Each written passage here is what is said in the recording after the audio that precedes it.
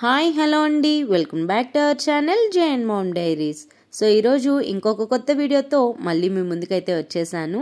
ఈరోజు వీడియో ఏంటంటే, ఇది లాస్ట్ కార్తీక సోమవారం కదా, అంటే 4వ సోమవారము. సో ఈ వీక్ నేను ఉపవాసం కూడా ఉంటున్నాను. అంటే నాకు ప్రీవియస్ వీక్స్ అంతా కూడా ఫాస్టింగ్ ఉండటానికి అవ్వలేదు. యాక్చువల్లీ మాకు కార్తీక నోములు ఉన్నాయన్నమాట, పౌర్ణమి నోములు. బట్ ఈ ఇయర్ మాకు చేసుకోవటానికి కుదరలేదు.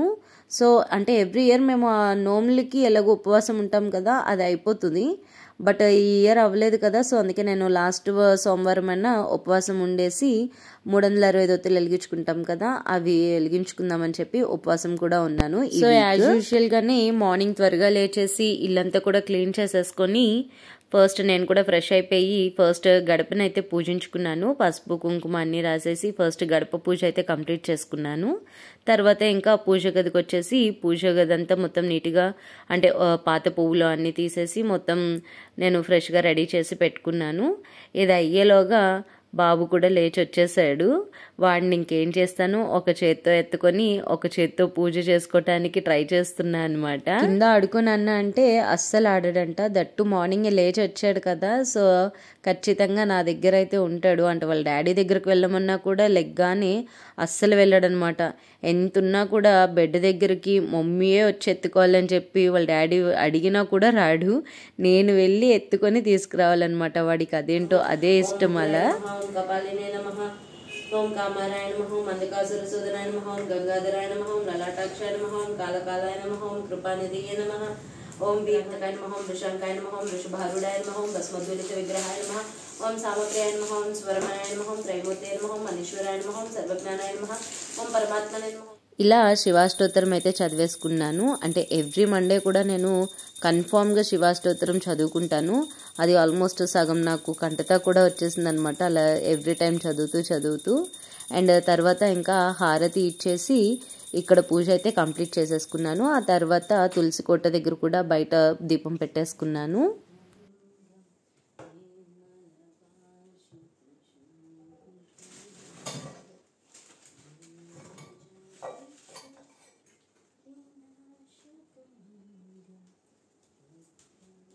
హారతి తీసుకోవా కన్నా, హారతి బాబు తీసుకోవా హారతి.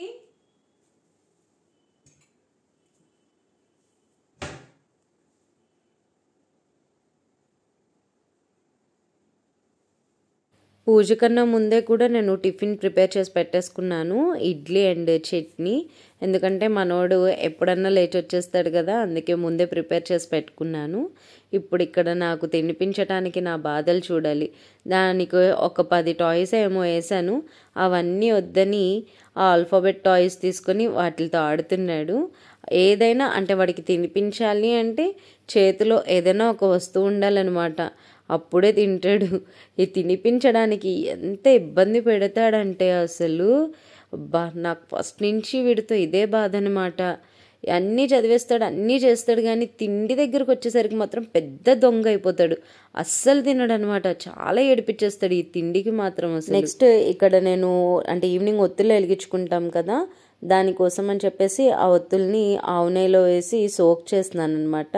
అవి బాగా సోక్ అయితే బాగా వెలుగుతాయి కదా, అందుకని ముందే సోక్ చేసి పెట్టుకుంటున్నాను.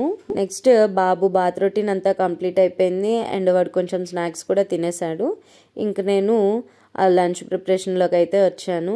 ఇక్కడ నేను ఆనియన్స్ కట్ చేస్తుంటే నాకు చూడాలి ఎంతమందికి ఆనియన్స్ కట్ చేస్తుంటే కళ్ళు మండుతాయి. నాకైతే మాత్రం ఇలా ఆనియన్ కట్ చేయగానే వెంటనే వచ్చేస్తాయి కళ్ళమ్మటి నీళ్ళు. అవి వాటర్లో సోక్ చేస్తే తగ్గుతాయి అని అంటారు, అది కూడా ట్రై చేశాను కానీ బట్ నాకైతే వర్క్ అవ్వలేదు. ఎంత కట్ చేసినా కూడా నాకు అలా వస్తూనే ఉంటాయి అన్నమాట. వాడిని అటు వెళ్ళి ఆడుకో కళ్ళు మండుతాయి అని చెప్తున్నాను, కానీ వాడు వినకుండా అక్కడే ఆడుతున్నాడు అనమాట. లాస్ట్కి వాడు కూడా కళ్ళు మండాయి. సో ఇంకా అలా అయిపోయిందిలేండి. అండ్ నేను లంచ్లోకి అయితే పప్పు అండ్ రాజ్మా కర్రీ చేస్తున్నాను. ఫస్ట్ ఇక్కడ పప్పులోకి అన్ని ఆనియన్స్ టొమాటోస్ అన్నీ కట్ చేసి వేసేసుకుంటున్నాను. ఇక్కడ మా వాడు చూసారా, మొత్తం ర్యాక్స్లో ఉన్న ప్లేట్స్ అన్నీ తెచ్చి కింద పెట్టి ఆడుతున్నాడు. అక్కడ ఎన్ని బొమ్మలు ఉంటాయో వాడి దగ్గర, అవేవి వద్దనమాట. కిచెన్లోకి వచ్చి వాటర్తో ఆడతాడనమాట ఈ ప్లేట్లన్నీ తీసుకొని. రోజు ఇదే తంతు ఉంటుంది మా ఇంట్లో. రోజు అని కాదు, ప్రతి పూట ఇదే తంతు ఉంటుంది అనమాట. నేను కిచెన్లో ఉన్నానంటే వాడు చేసే పని ఇదే, ఇవే ఆటలాడుతూ ఉంటాడనమాట. సో అండ్ నెక్స్ట్ వచ్చేసి పప్పు పొయ్యి మీద పెట్టేశాను అండ్ రాజ్మా కర్రీ చేస్తున్నాను. రాజ్మా కర్రీ ఎలా చేస్తానో మీకు కూడా ఒకసారి చూపిస్తాను. ఎవరికన్నా ఇన్ కేస్ యూజ్ అయితే నా రెసిపీ యూజ్ చేసుకోవచ్చు. నేను ఈ రాజ్మా కర్రీని డైరెక్ట్ కుక్కర్లో చేసేస్తున్నాను. ఫస్ట్ కుక్కర్ పెట్టుకొని ఒక 3 స్పూన్స్ ఆయిల్ యాడ్ చేసుకొని అందులో ఒక 2-3 ఆనియన్స్ పడతాయి. ఆనియన్స్ కూడా కట్ చేసి యాడ్ చేసేసుకోవాలి. ఇక్కడ నా తంటాలు ఏంటంటే ఆ కుక్కర్ హ్యాండిల్ లూజ్ అయిపోయిందనమాట. అది కొంచెం టైట్ చేసుకుంటున్నాను. ఈ కుక్కర్లతో వచ్చే బాధ ఉంటుంది, మామూలు బాధ కాదనమాట అసలు. ఈ కుక్కర్తో ప్రతి ఇంట్లో ఉండే బాధే కదా. సో ఆనియన్స్ ఒక 2-3 ఆనియన్స్ చిన్న ముక్కలుగా కట్ చేసుకొని ఫ్రై చేసుకోవాలి. ఇది ఫ్రై అయ్యేలోగా మనం ఒక మిక్సీ జార్లో 1 ఇంచ్ అల్లము, కొంచెం ఒక 4-5 వెల్లుల్లి రెబ్బ అండ్ చిన్న ఆనియన్ కూడా తీసుకున్నాను. కొంచెం మనకి పేస్ట్ మంచిగా వస్తుంది కదా. దానిలోకి ఒక 4-5 లవంగా అండ్ ఒక 3 ఇలాచి అండ్ చిన్న దాల్చిన చెక్క యాడ్ చేసుకోవాలి. అండ్ ఇందులోకే 1 మీడియం సైజు టొమాటోని కూడా కట్ చేసి యాడ్ చేసుకుంటున్నాను. అంటే నేను కొంచెం తక్కువ క్వాంటిటీ తీసుకున్నాను, సో నాకు 1 టొమాటో అయితే సరిపోతుంది. అండ్ దీన్ని మనం మిక్సీలో మెత్తగా అంటే స్మూత్ పేస్ట్ అయ్యేలాగా గ్రైండ్ చేసుకొని పక్కన పెట్టేసుకోవాలి. సో ఇప్పుడు ఆ పేస్ట్ని అయితే ఆనియన్స్ ఫ్రై అయిపోయిన తర్వాత యాడ్ చేసుకుంటున్నాను. ఈ ఫ్రై అంటే కొంచెం పచ్చి టొమాటో పచ్చి ఆనియన్ కదా, సో కొంచెం ఆ పచ్చివాసన పోయేంత వరకు బాగా ఫ్రై చేసేసుకోవాలి. ఈ ఆనియన్ టొమాటో పేస్ట్ మసాలా అంతా బాగా ఫ్రై అయిపోయిన తర్వాత ఇందులోకి చిన్న పసుపు, ఒక 1.5 స్పూన్ కారము అండ్ టేస్ట్కి సరిపడా సాల్ట్ కూడా యాడ్ చేసేసుకుంటున్నాను. కారం మేము కొంచెం మీడియంలోనే తింటాం కాబట్టి మాకు 1.5 అయితే సరిపోతుంది. ఈ కారం కూడా అంతా కొంచెం మంచిగా ఫ్రై చేసేసుకోవాలి. బాగా వేగిన తర్వాత ఇందులోకి నేను రాజ్మా ప్రీవియస్ డే నైటే సోక్ చేసి పెట్టేసుకున్నాను అనమాట. ఇవి కొంచెం మనకి సోక్ అవటానికి ఎక్కువ టైమే తీసుకుంటాయి. సో అవి కూడా యాడ్ చేసేసుకుంటున్నాను. నేను చూసారు కదా, నేను కొంచెం తక్కువ క్వాంటిటీయే తీసుకున్నాను రాజ్మా. సో ఈ క్వాంటిటీకి నేను తీసుకున్న మసాలా క్వాంటిటీ అయితే సరిపోతుంది కరెక్ట్గా. ఇది కొంచెం వేగిన తర్వాత ఇందులోకి కొంచెం ధనియాల పొడి అండ్ గరం మసాలా యాడ్ చేసుకున్నాను. ఇందులోకి జీరా పొడి కూడా యాడ్ చేయొచ్చు, కాకపోతే నా దగ్గర ఆ టైంకి లేదు, అందుకే నేను జీరా యాడ్ చేయలేదు. సో ఇది కొంచెం అటు ఇటు ఫ్రై అయిపోయిన తర్వాత ఇందులోకి వాటర్ యాడ్ చేసుకుంటున్నాను. ఇందులోకి వాటర్ కొంచెం ఎక్కువే యాడ్ చేసుకోవాలి, ఎందుకంటే ఇది పప్పు కొంచెం గట్టిగా ఉంటుంది కదా ఎంత సోక్ చేసినా కూడా. సో కొంచెం ఎక్కువ విజిల్స్ అయితే రానివ్వాలి. అంటే నేను అరౌండ్ ఒక 8 to 9 విజిల్స్ వరకు అయితే ఇచ్చాను. అప్పుడు నాకు పప్పు కూడా కొంచెం మెత్తగా అయిపోయిందనమాట. సో ఇంతే అండి. ఇది అయిపోయిన తర్వాత ఓపెన్ చేసి చూస్తే చూసారా ఎంత మంచిగా వచ్చిందో. అంతే అండి, మన రాజ్మా కర్రీ అయితే రెడీ అయిపోయింది. సో వంట టిఫిన్ అన్నీ అయిపోయేసరికి ఆబ్వియస్లీ మనకి షింక్ మొత్తం నిండిపోతుంది కదా, అది కూడా క్లీన్ చేసేసుకుంటున్నాను. ఇది క్లీన్ చేసుకోవటానికి నాకు చాలా టైం పడతాయి, ఎందుకంటే మా చిన్న చిన్న గిన్నెలన్నీ ఆడుతూ ఉంటాడు, అవన్నీ తెచ్చి షింక్లో వేసేస్తాడు. పనంతా అయిపోయిన తర్వాత బాబుకి కూడా వాడి టైం అయిపోయింది, లంచ్ టైము. వాడికి ఫీడ్ చేసేసి పడుకోబెట్టేశాను. వాడికి పడుకోబెట్టిన తర్వాత నేను యూజువల్గా రోజు నా షార్ట్స్ ఎడిటింగ్ అన్నీ కంప్లీట్ చేసుకుంటాను. ఈరోజు ఎలాగో ఫాస్టింగ్ కదా, సో పడుకోకూడదు కదా, సో అందుకనే ఇంకొంచెం ఒక 2 రీల్స్ అలా కూడా ఇప్పుడు ఈ టైంలోనే కంప్లీట్ చేసుకున్నాను అనమాట. ఈ రీల్ ఆల్రెడీ పోస్ట్ చేశాను, ఎవరైనా చూడనట్లయితే ఒకసారి వెళ్ళి చెక్ చేయండి. ఇంకా ఈవినింగ్ 6 అలా అయింది. ఇంకా టైంకి నేను కూడా హెడ్ బాత్ అన్నీ చేసేసి ఫ్రెష్ అయిపోయి ఇంకా ఈవినింగ్ పూజకు కావాల్సినవి కూడా అన్నీ ప్రిపేర్ చేసేసుకున్నాను. ఇంకా ఈవినింగ్ పూజ కూడా అయిపోయిన తర్వాత బయట తులసమ్మ దగ్గర అండ్ గడపల దగ్గర దీపం పెడతాం కదా, అవన్నీ కూడా పెట్టేసుకొని అండ్ ఇంకా నేను ఇప్పుడు టెంపుల్కి వెళ్తాను కదా దీపం వెలిగించడానికి, దానికి కావాల్సినవన్నీ కూడా ప్రిపేర్ చేసుకుంటున్నాను. ఇక్కడ ఇంత జాగ్రత్తగా ఏది మిస్ అవ్వకూడదని ఒకదానికొకటి ఆలోచించి పెట్టుకుంటాను అన్నిసార్లు. కానీ లాస్ట్ టైం వెళ్ళినప్పుడు ఇలానే ఎంత ఆలోచించి పెట్టుకొని అసలైంది నైవేద్యం మర్చిపోయాను అనమాట దేవుడికి. ఈసారి మాత్రం అలాంటి మిస్టేక్స్ చేయొద్దని చెప్పి చాలా గుర్తుపెట్టుకొని అన్నీ పెట్టుకున్నాను. బట్ ఈసారి మాత్రం ఏమీ మర్చిపోలేదులేండి, అన్నీ పెట్టుకున్నాను.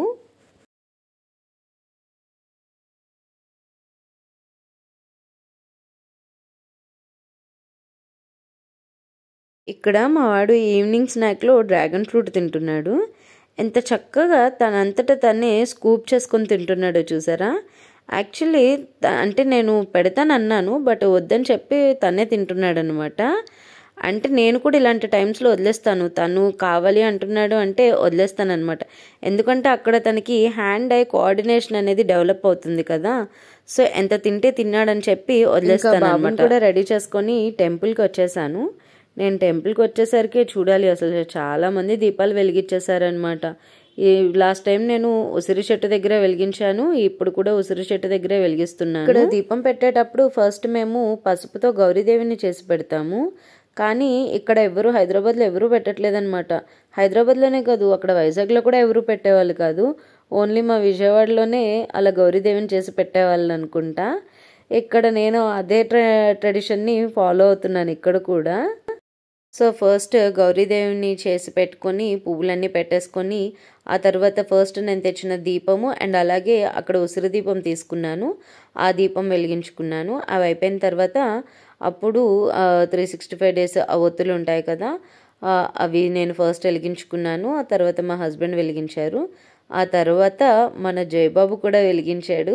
చేయి పట్టుకొని వెలిగిస్తే ఎంత కాన్సన్ట్రేషన్తో వెలిగించాడో తెలుసా. మా మమ్మీ నా చేతి ఏదో చేయిస్తుంది అన్నట్టు, అసలు ఏమీ ఏడవలేదు.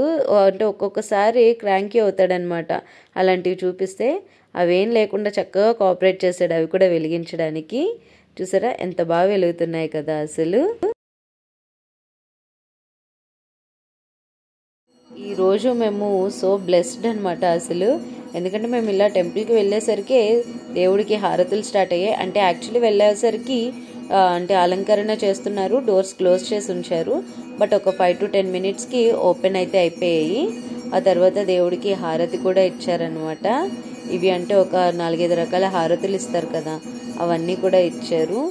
సో చాలా హ్యాపీ అనిపించింది అనమాట. అబ్బా చాలా రోజులకి శివయ్య హారతి కూడా చూసేసాము అని చెప్పి. ఈరోజు దేవునికి మొత్తం రుద్రాక్షలతో అలంకరణ అయిపోయిన తర్వాత ఇంకా ఇంటికి వచ్చేసి నా ఫాస్టింగ్ అయితే ఇంకా అయిపోయింది కదా. నేను వెళ్ళే ముందే కొంచెం రైస్ అండ్ పెసరపప్పు కూడా కుక్ చేసేసుకొని వెళ్ళాను. అంటే రాగానే ఫాస్టింగ్ కంప్లీట్ చేసేయచ్చు కదా అని చెప్పేసి. సో రాగానే కొంచెం రైస్ కూడా తినేసి ఇంకా ఇక్కడితో నా ఫాస్టింగ్ అయితే కంప్లీట్ అయిపోయింది.